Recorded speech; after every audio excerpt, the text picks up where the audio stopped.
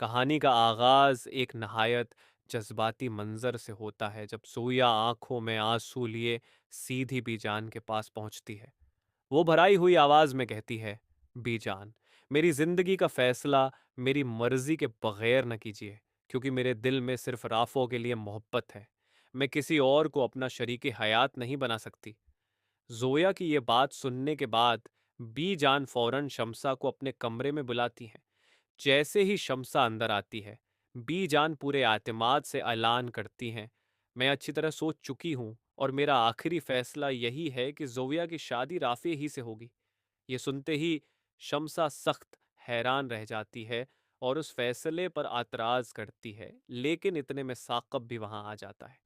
बीजान उसकी तरफ देखकर कहती हैं, मैं अपनी पूती की खुशी पर कभी समझौता नहीं करूंगी। चंद लम्हों की खामोशी के बाद साकब भी उस फैसले से इत्तेफाक कर लेता है। बीजान फौरन राफे को फोन करती हैं और घर आने के लिए कहती हैं। राफा बेचैनी के आलम में फौरन पहुंच जाता है। बीजान मुस्कुराते हुए उसे खुशखबरी सुनाती हैं कि अगले हफ्ते उसका निकाह जोविया से होगा।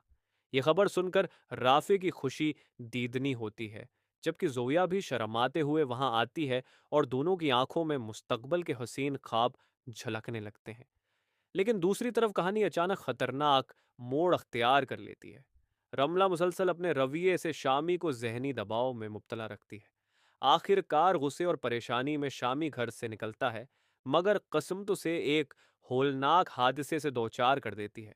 हादसे की इत्तला मिलते ही आरफा फौरन अस्पताल पहुंचती है। डॉक्टर बाहर आकर बताते हैं कि शामी की जान तो बच गई है, लेकिन अब उसके दोबारा चलने के अमकानात न होने के बराबर हैं।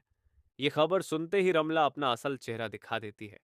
वो साफ अल्फाज में कहती है कि वो ऐसी जिंदगी कबूल नहीं कर सकती और शामी को अकेला छोड़कर चली जाती है। ये लम्हा शामी के लिए जिंदगी का सबसे बड़ा सबक बन जाता है। वो ऐला को बुलाकर अपने तमाम रवियों पर मुआफ़ी मांगता है और आतराफ करता है कि आज वो अपनी ही गलतियों का नतीजा भगत रहा है। उधर जोया और राफे की शादी की तकरीबात खुशियों के साथ जारी रहती हैं। निकाह की रस्म मुकम्मल होने के बाद दोनों एक नए सफ़र का आगाज़ करते हैं। दूसरी जानिब एला को भी एहसास हो जाता है कि हर मुश्किल वक्त में ऊन ही उसका सबसे बड़ा सहारा था।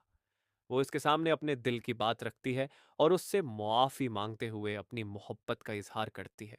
ये मंजर देखकर बीजान बेहद खुश होती हैं और कहती हैं, आज मेरी दोनों पूतियों की जिंदगियां अपनी मंजिल पा गई हैं।